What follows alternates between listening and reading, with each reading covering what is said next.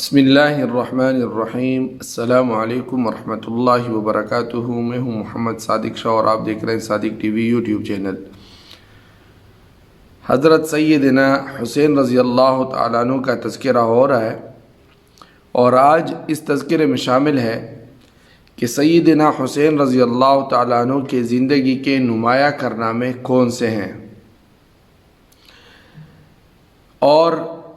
حضرت حسین رضی اللہ تعالیٰ عنہ خلفائے اربعہ کے دور میں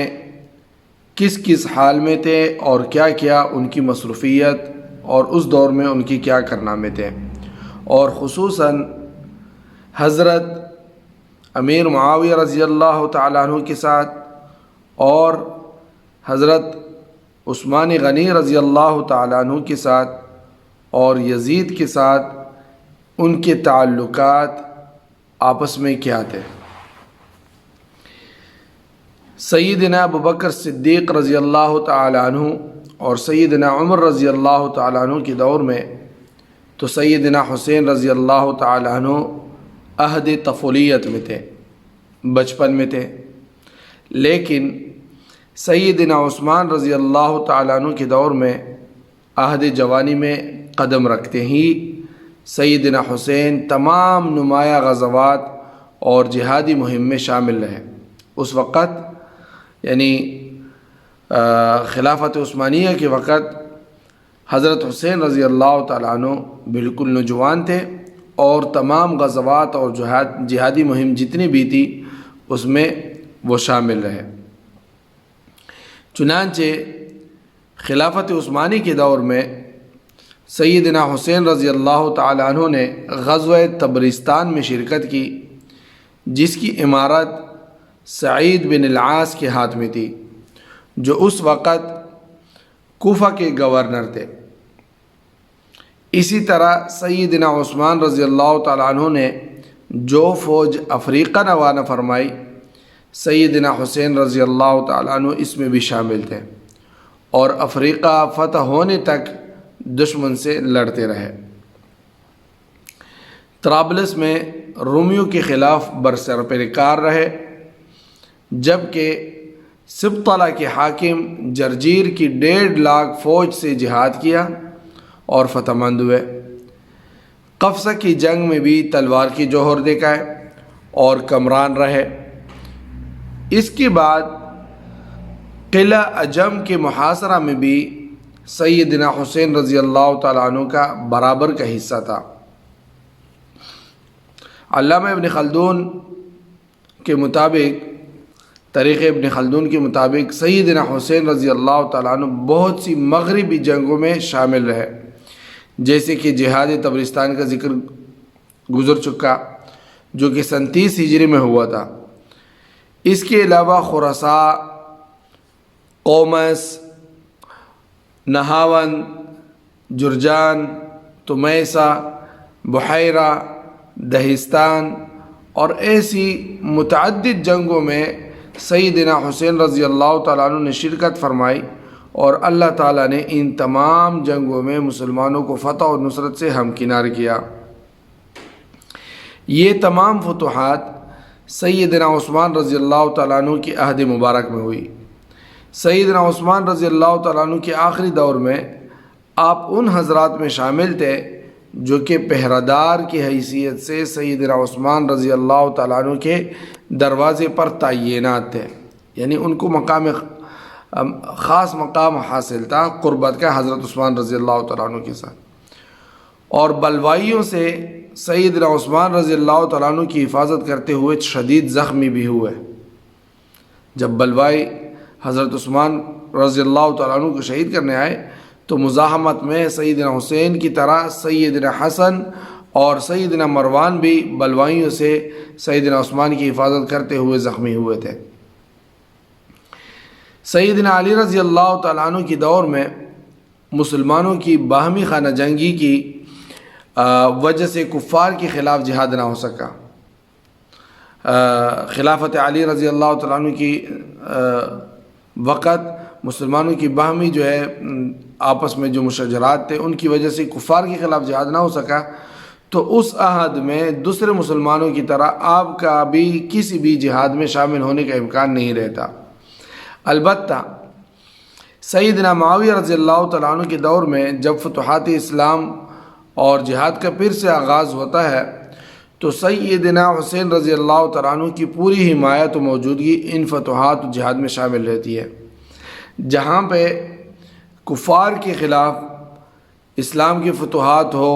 جہاد ہو، تو حضرت حسین رضی اللہ تعالیٰ عنہ کی تائید اور حمایت اس میں باقاعدہ طور پر حضرت امیر معاویہ رضی اللہ تعالیٰ عنہ کے ساتھ بھی شامل رہتی تھی۔ سیدنا معاویہ رضی اللہ تعالیٰ عنہ کی دور حکومت میں عقبہ بن نافع الفہری کی سرگردگی میں دوبارہ جہاد افریقہ شروع ہوا تو سیدنا حسین رضی اللہ تعالیٰ عنہ ایک دفعہ پھر اس میں مصروف ہو جاتے ہیں۔ اس کے بعد جب سیدنا معاویہ رضی اللہ تعالیٰ عنہ کی اسلامی فوجیں بلاد روم میں داخل ہوتی ہیں تو سیدنا حسین رضی اللہ تعالیٰ عنہ ان میں بھی شریک نظر آتے ہیں، یہاں تک کہ قسطنطنیہ میں حملہ آور ہونے والا پہلا لشکر جس کے سپہ سالار امیر یزید بن معاویہ رضی اللہ تعالی عنہ تھے اور جس میں سیدنا عبداللہ ابن عمر، سیدنا عبداللہ ابن عباس، سیدنا عبداللہ ابن زبیر اور میزبان رسول سیدنا ابو ایوب انصاری رضی اللہ تعالی عنہم اجمعین یہ سب شامل تھے۔ ان سب حضرات کے ساتھ سیدنا حسین رضی اللہ تعالیٰ عنہ بھی اس لشکر میں شامل تھے، اور یہ یاد رہے کہ یہ وہی لشکر ہے جس کے مغفور لہم یعنی کہ یہ بخشائے گئے ہیں، بخشے ہوئے ہیں۔ اس کی شہادت لسان نبوت نے دی تھی، نبی کریم صلی اللہ علیہ وسلم کی زبان مبارک نے یہ بشارت دی تھی، اور اسی وجہ سے اس لشکر میں صحابہ کرام رضوان اللہ علیہم اجمعین نے دور دراز سے شرکت کی، اور سیدنا ابو ایوب انصاری رضی اللہ تعالیٰ عنہ اپنے کبر سنی، اپنے بڑھاپے اور ضعف کے باوجود اس لشکر میں شامل ہو کر لڑنے آئے، اور قسطنطنیہ کے محاصرے کے دوران ہی آپ رضی اللہ تعالیٰ عنہ کا انتقال ہوا تھا۔ اسی مبارک لشکر کے بارے میں امام ابن کثیر رحمۃ اللہ علیہ اپنی کتاب البدایہ والنہایہ جلد نمبر 8 صفحہ نمبر 151 میں لکھتے ہیں کہ سیدنا حسین رضی اللہ تعالیٰ عنہ ہر سال سیدنا معاویہ رضی اللہ تعالیٰ عنہ کے پاس جایا کرتے تھے، اور سیدنا معاویہ رضی اللہ تعالیٰ عنہ ان کو انعام و اکرام سے نوازتے تھے، اور حسین رضی اللہ تعالیٰ عنہ اس لشکر میں شامل تھے جس نے قسطنطنیہ میں یزید بن معاویہ کی معیت میں حملہ کیا تھا، اور دوسرے بھی بڑے صحابہ عبداللہ ابن عباس، عبداللہ ابن زبیر یہ بھی شامل تھے۔ سید امیر علی اس بارے میں اپنی تالیف ہسٹری آف سیریسنز صفحہ نمبر 84 پر لکھتے ہیں کہ سیدنا حسین رضی اللہ تعالیٰ عنہ نے قسطنطنیہ کے محاصرے میں عیسائیوں کے خلاف بڑی شاندار خدمات سر انجام دی۔ بہرحال مختصر یہ کہ سیدنا حسین رضی اللہ تعالیٰ عنہ کی پوری زندگی جہاد اسلام میں اور جہاد اسلام میں گزری، اور واقعہ کربلا کے علاوہ ان کی زندگی کے اور بھی بہت سے نمایاں پہلو ہیں، اور وہ کسی طور سے جہاد و غزوات میں دوسرے مسلمانوں سے پیچھے نہیں رہے تھے۔ تو جو لوگ سیدنا حسین رضی اللہ تعالیٰ عنہ پر اس طرح کی بیہودہ باتیں کستے ہیں کہ واقعہ کربلا کے علاوہ سیدنا حسین رضی اللہ تعالیٰ عنہ کی زندگی کا کوئی نمایاں پہلو اور کارنامے نہیں تھے، ان کو اپنی اس کوتاہ فہمی اور کم علمی پر استغفار کرنا چاہیے، توبہ کرنا چاہیے، اور اپنی کم علمی پر سیدنا حسین رضی اللہ تعالیٰ عنہ کے بارے میں اس طرح کی